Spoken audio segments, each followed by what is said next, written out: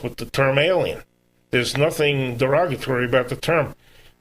Immigration is controlled by Title 8 of the U.S. Code, and if you pick up a copy of Title 8, on the outside of the law book, it says Aliens and Nationality. That's the title of the law.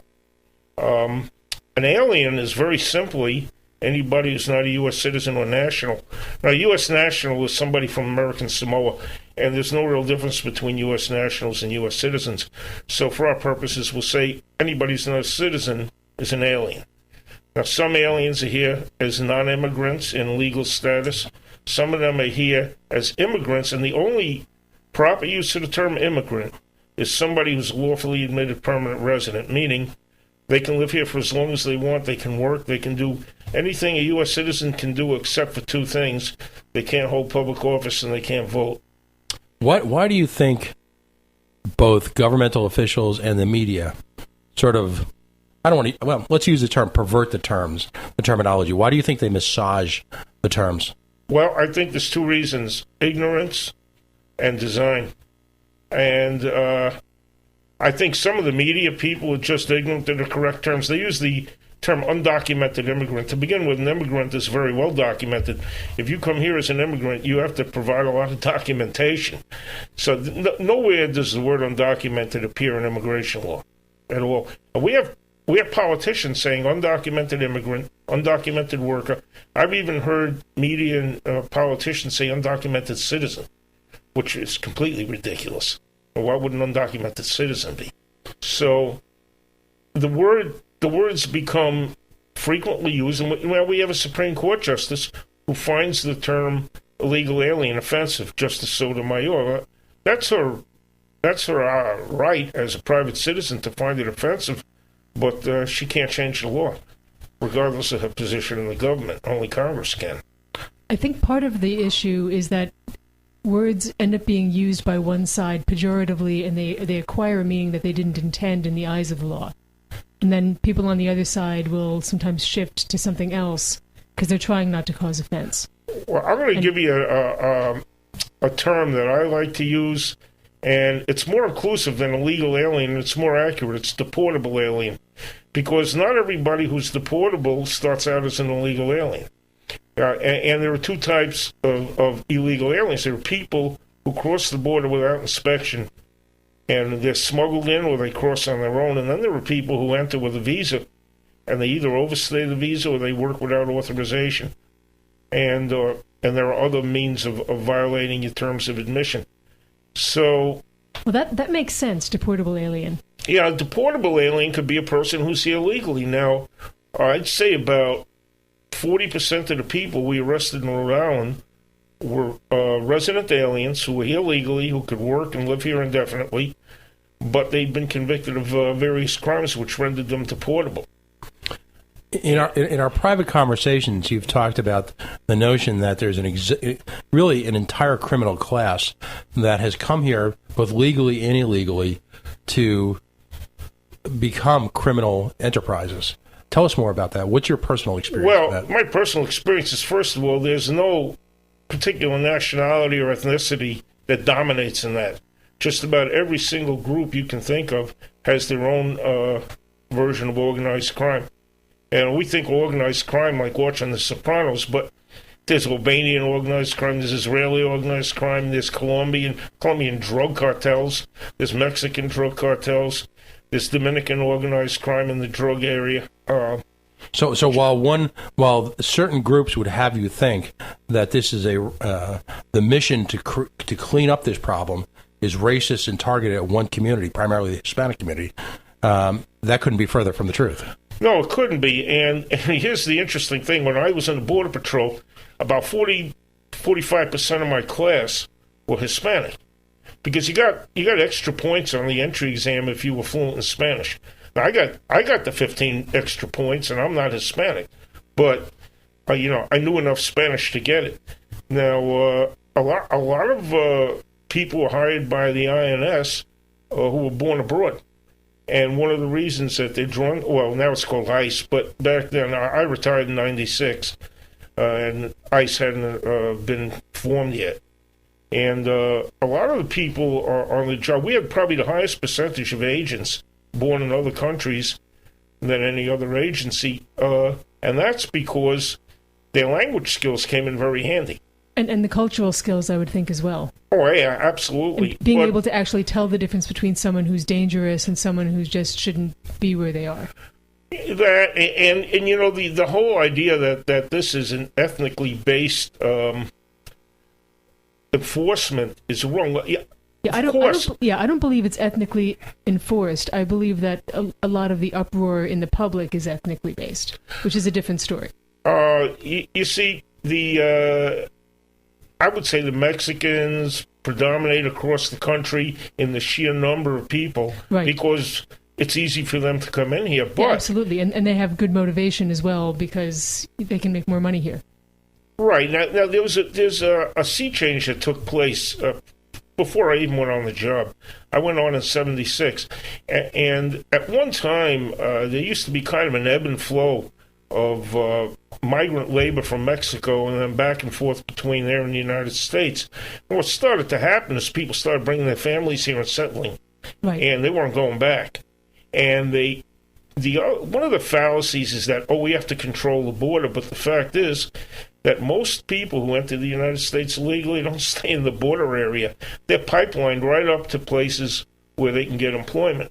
Right. Chicago is one of the main destinations in the country for Mexicans. Why? Because there was a very large legal Mexican-American population in Chicago. People don't realize that. They think of L.A., but Chicago, going back 100 years, has had Mexicans there who were drawn by industry. It's always been my contention that there is a strong movement amongst I'll call it the legal aliens here in the United States to maintain the status quo, because many of them, in a sense, control the economic pipeline for those people here illegally.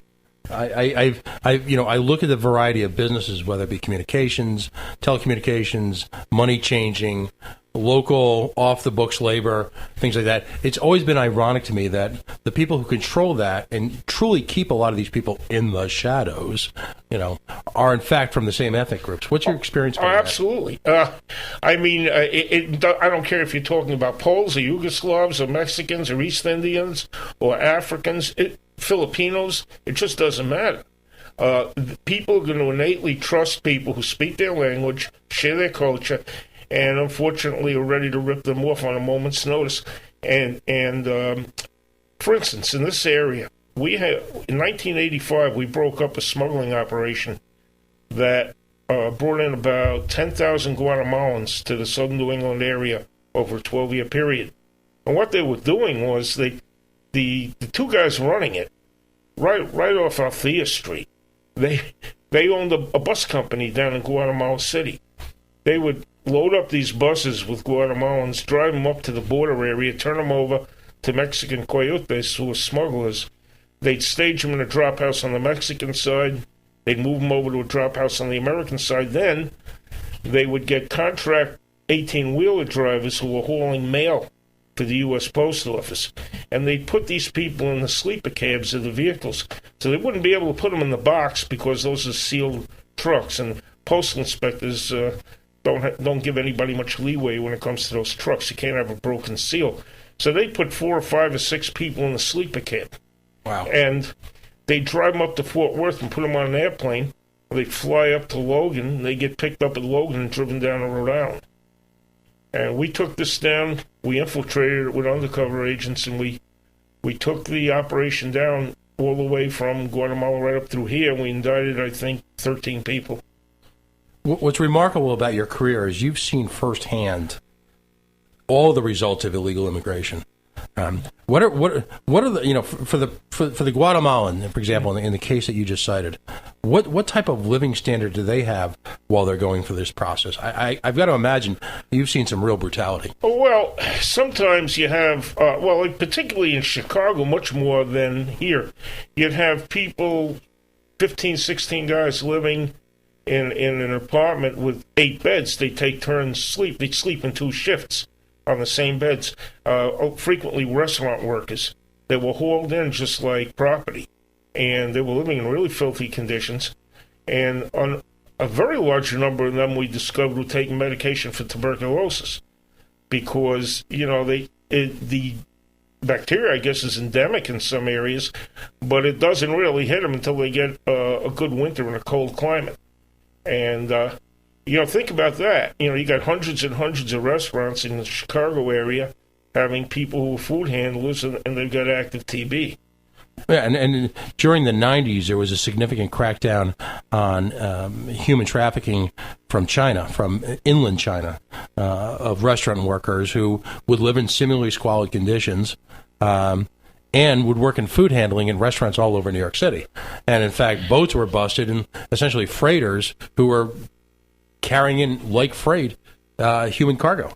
Well, the biggest smuggling case I worked on in Illinois didn't involve Latinos at all. It involved white Europeans, and it was people from Kosovo. Now, you're talking 1982, 83. This is well before Kosovo became an independence issue that the world recognized, but they had an independence movement going on even back then.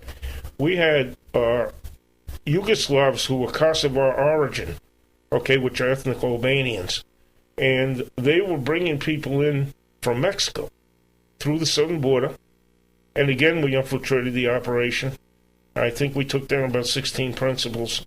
And what we discovered were 137 drop locations in the area of Wisconsin, Iowa, and Illinois, northern Illinois. And they were all restaurants. And they were working these guys as slave labor to pay off their trip. So, we're talking how many years ago? 30 years ago, more than 30 years ago, there were people trying to work off $6,000 and $7,000 smuggling fees. So they didn't get paid until they worked that off. And what they were doing, they were buying arms and smuggling those back into the Kosovo region, preparing for a separatist revolt from the Yugoslavs. The job is certainly not boring. We dealt with all kinds of operations, and even the drug operations here in Rhode Island. Everybody was getting involved. At one point in time, Colombians tended to control cocaine, Dominicans tended to control heroin, but then you had Nigerians who were wholesaling heroin that had been brought into the U.S. by body carriers on aircraft. And after we worked hand in glove with the police departments here. That's changed radically, I guess. But we had a very close relationship. I spent 4 years on the Providence Police full-time, and we were really doing some damage to these drug houses run by Dominicans in Providence. And what they did was they started hiring Guatemalans to work in the drug houses. The new guy on the block that gets to take the heat. And the funniest thing about the Guatemalans is we lock them up, and they'd have pay stubs from the Ames warehouse up in Mansfield. They'll make a minimum wage, and then they run a drug house, and they're making $1,000 a night. So why are you working in a warehouse? Well, we have to have something to do during the day. that breaking cooperation that so famously occurred really about 6 or 7 years ago, both in Massachusetts and Rhode Island, where you had state police and local police working hand in hand with, for lack of a better term, I'll call it the federales.